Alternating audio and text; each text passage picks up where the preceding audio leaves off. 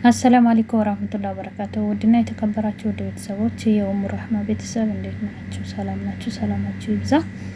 ክርስቲያን ወገኖቼ ሰላም ብያለሁ። በያላችሁበት በዓለም ዳርቻ ሰላም፣ ፍቅር፣ አንድነት ለእናት ሀገራችን እያልኩ ዛሬም በሌላ ቪዲዮ አልቻለሁ። ግን ዛሬ የመጣሁበት ቪዲዮ በጣም የሚያሳዝን ቪዲዮ ነው። እውነት የእንጀራ እናት በእንጀራ እናት የምትሰቃየው ህፃን ልጅ ምሳሌን በጣም እያሰቃየች ትገኛለች። እናቷ የሞተች አንድ ፍሬ ልጅ ናት፣ የብሩኬ ልጅ ማለት ነው። ግን እቺ የተረገመች የእንጀራ እናት ሁሌም መድኃኒት የምትሰጣች እችን አንድ ፍሬ ለመግደል እችን አንድ ፍሬዋን ለማጥፋት ጥረት ታደርጋለች። ብሩኬ የኔና የልጆቼ ብቻ ነው፣ እሷ ልትካፈል ንብረቱንም ሁሉንም ነገር አልፈልግም ትላለች። ግን እንደ እናት የምትከባከብ ደግሞ ሰራተኛ አለች፣ ሁሌም የምታስብላት፣ ሁሌም የምትጨነቅ፣ ሁሌም መድኃኒቱን ስለምታውቅ ትደፋለች። ሁሌም ደግሞ መድኃኒቱ ተገኘ ከተባለ በጣም እልል ብላ ብሩኬን አቀፈች ጋሽዬ ብላ። እንደዚህ ስትሆን ደግሞ እቺ ቡዳዋ መታ አይ ተፈቃፍም ነበር፣ ቀድሞ ሰላምታ አይቀርብም እንዴ እያላት ነበር። ግን ያም ሆኖ እሷ መቼም ቢሆን እሷ ጥረቷም አላማውም ሀሳቧም ምንድነው? እችን ልጅ መግደል ብቻና ብቻ ነው። እሷ እናቷ ሞታለች። እናቷን የገደላ በሽታ በሷ ወደ እሷ ስለተማመልሳ ግን ሁሌም በምግብ ተጨምሮ ይሰጣታል መድኃኒቱን። ደግሞ ስልሽ ስለነቃሽ ደግሞ ያለውን ነገር ይነግራሉ ትላለች። አንቃ ልትገላት ማለት ነው። ሁሌም እሷን ለመግደል ነው። ደግሞ ከይቷ እየተራመደች ልጅ የመሰለ ነገር ነው ማጣው። እንዴት ልጅ ከሞታ እንዴት እንደሚለቀስ ማላቅም እኮ ልልመድ ልጅ የመሰለ ነገር ማጣት ለማመስለ ትላለች ማለት ነው። የእውነት እናት ማለት እናት ብትከሳም ብትጠቁርም በቃ ማንኛውም እናት ሞኝም ትሁን ማንኛውም ነገር እንኳን እናት ጤነኛ ሆነ ይቅርና አንዳንድ እናቶች አሁን ጭንቅላታቸው የሚያማቸው ሰዎች አሉ አይደል? ከዚህ በፊት ታስባችኋል እንደሆነ አላቅም። ፋሲካ ማለት ነው ፋሲካ ዩቱብ የቡታጀራ ልጅ ማለት ነው። ከዚህ በፊት አንድ ጭንቅላት ትንሽ ያማማል ልጅ ቪዲዮ ላይ ምናምን አውጥታ ነበር። ያ እሷ ራሷ ልጇን እንደዚህ ሆነ ራሷን ስታ ራሱ ልጇን አልሳተችም፣ ለማንም አልሰጣም ብላ በቃ ማን ዳገት ማን ጫካ ውስጥ ይዘየደች ልጇን አለቅም ብላ እናት ራሷን ጭንቅላቷን ራሱ ብሲት ልጇን አሲተም ማለት ነው። ያያችሁ ሱብሃንአላህ፣ የእናቶቻችን ቀድር፣ የእናቶችን ብልህ። ግን ያን ጅብን የበላባት ማለት ነው። ከሰው ሸሽታ ለሰው ከልክላ ማለት ነው። እሷ ግን ለሰው ከልክላ በቃ ጫካ ውስጥ ይዛ በተኛችበት በጫካ ውስጥ ጅብ በላባት ማለት ነው። ጅብ ነው የበላባት። እሱን ይብላ። ጅቡም አላህንም አልፈራም ማለት ነው። ጅብ ነው የበላባት ማለት ነው። ስለዚህ አሁን እቺ የእንጀራ እናት እቺ አንድን ፍሬያን ልታጠፋት ሁሌም መድኃኒት ነው የሚሰጣት። ግን እቺ ደግሞ ሰራተኛዋ ሁሌም ትደፋለች፣ ሁሌም ታዝናለች። አንዴ እንትን ነው ያዘናገጠኝ፣ አንዴ እንደዚህ ነው ያደረገኝ፣ አንዴ በቃ ሁሌ ምክንያት ታበዛለች፣ ምግቡን እየደፋችላት ማለት ነው። ምክንያቱም ይሄ ምግብ ስለምታይ አይኗ ስለምታይ መርዝ ያው ሚያዲናት ሳይሆን ሚገላት መርዝ ስለምሰጣ ማለት ነው። እንጀራ እናቷ ከምግብ ጨምራ ማለት ነው። ሱብሃነከ ያ ረቢ። ይሄ ድራማ በነገራችን ላይ አለ፣ እውነትም አለ። ግን ሁሉም እንጀራ እናት አንድ አይደሉም። እኔ ብዙ የሚያውቃቸው ልጆች የእንጀራ እናቶች አሉ እንደዚህ የማያደርጉ ማለት ነው። እንደዚህ ደግሞ የሚያደርጉ አሉ። ገደል ገፍተው ገደል የሚያገቡ ደግሞ አሉ።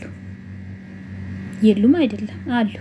ግን እንደ እናት ደግሞ እንደ እናት ከእናትም በላይ ይንከባከቡት አሉ። ግን ቢንከባከቡ ያው ስማቸው አይቀርም እንጀራ እናት ማለት አይቀርም ማለት ነው። ግን ያ እንጀራ እናት ስትባሉ በጣም ይሰማቸዋል ማለት ነው ያ ሰዎቹ ማለት ነው። ያ እንደዚህ የሚንከባከቡት ደፋ ቃና ምሉት ለልጆች በቃ በጣም ይሰማቸዋል ማለት ነው። ምክንያቱም እኔ ራሴ በራሴ ስላያችሁ ማለት ነው። እንጀራ እናት ትባላለች፣ ግን ከእናት በላይ ናት። ልጆቹን እንዴት እንደምትንከባከብ ደግሞ 1-2 ልጅ አይደለም 4-5 ልጅ። ያው ምንድነው አላቃድሮት እናት ሞተችባቸው። እሷ መጣች ገባች በእነዚህ ልጆች ውስጥ። ያው ልጅ ያስቸግራል። ልጅ ብዙ ነገር አለ። ግን እሷም ወልዳለች፣ ልጆች አሏት። ግን ከሷ ልጆች አብራ እነዚህ ልጆች ደግሞ እንደ ታላቅ የእሷን ልጆች እንደ ታናሽ እነሱን ደግሞ እንደ ታላቅ በቃ እየዳረች ራሱ በቃ እናት ማታደርገው ነገር ነው አድርገ የዳረቻቸው ማለት ነው። እኔ በአካል የማውቀው ሰው አሉ ማለት እንጀራ እናቶች እንደዚህ መልካሞች አሉ። እናት የማታደርገውን ነገር አድርጋለች። የእንጀራ እናት ናት ይሉኛል እያለች ማለት ነው። በነገራችን ላይ በቃ የእንጀራ እናት ስለሆነች ነው ይሄንን ያጎደለችባት ይሉኛል እያለች ከእናት በላይ እናት የማታደርገው እስከ ዛሬ ድረስ ታደርጋለች። ግን ሁላቸውም ባለትዳር ናቸው። ወንድም ልጅ አለ፣ ባለትዳረኛ ነው፣ ሁሉም ነገር ወጣሉ። ግን ከእናት በቃ እንደ እናት ዛሬም ቢሆኑ ማለት ነው አመት ባል ቢመጣ ሁሉ ነገር ቢመጣ በቃ እንደ እናት ለቅሶ ቢመጣ ደስታ ቢመጣ እንደ እናት እነሱም እንደ ልጅ ሆነው አሉ ማለት ነው። በቃ እናታቸውን እንደማያስቡ ነው የምታደርጋቸው። እንደዚህ ሰዎችም አሉ ለማለት ነው። ሁሉም እንጀራ እናት መጥፎ አይደለም ለማለት ነው ይሄንን አመጣሁት። ግን አሉ መርዝ የሚያበሉ። አሁን እቺን አንድ ፍሬ ልጅ ያንቺ ንብረት ብትወስድብሽ መጀመሪያ አንቺ ሳትመጪ እናቷ የሷ እናት ማታ ነው ያፈራችሁ ቤቱንም ይሁን ሁሉንም ነገር ይሁን ቢኖር ማለት ነው። ከብሩክ ይሄንን ልጅ አንድ ፍሬ እንደወድ አባቱ ደግሞ በጣም ይወዳታል፣ በጣም ይንከባከባታል፣ ይሳሳላታል። በጣም ልጅቷ ደግሞ በጣም ሙር ልጅ ናት። ጭንቅላቷ አርማስት የሆነች እቺ ልጅ ማለት ነው።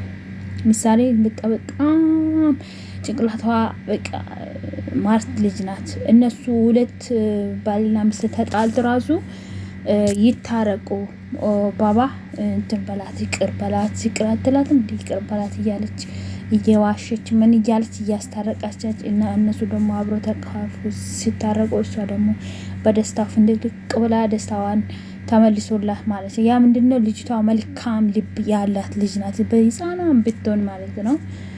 ግን እንደዚህ እያሰቃየች የእንጀራ እናት ሱብሃንአላህ እንጀራ እናት ስራ ይሄ ነው ማለት ነው። ቤተሰብ በጣም ያሳዝናል፣ ያማል። የእውነት በጣም ነው የከበደኝ ማለት ነው እንደዚህ ማድረግ ራሷ።